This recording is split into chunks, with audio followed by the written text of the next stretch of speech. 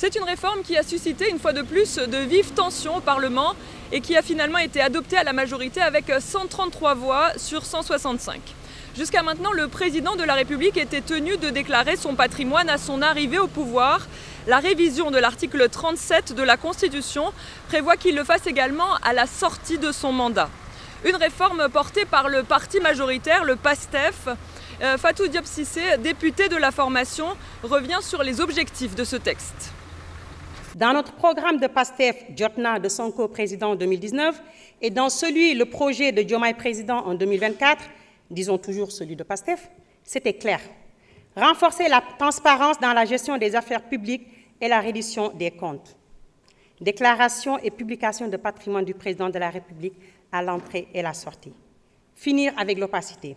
Finir avec les enrichissements sans explication. Par la voix du garde des Sceaux, le gouvernement a créé la surprise en déposant un amendement. Il élargit l'obligation de publication du patrimoine au Premier ministre et au président de l'Assemblée nationale. Écoutons le ministre de la Justice. Il ne paraît pas opportun de réserver une obligation de publicité au seul président de la République. Les exigences de transparence doivent s'appliquer dans un souci d'équilibre institutionnel et d'égalité devant l'obligation de probité aux principales autorités investies des plus hautes responsabilités de l'État, notamment le président de l'Assemblée nationale et le Premier ministre. On connaît les tensions entre le président Bassirou Diomaye Faye et le président de l'Assemblée du PASTEF, Ousmane Sonko.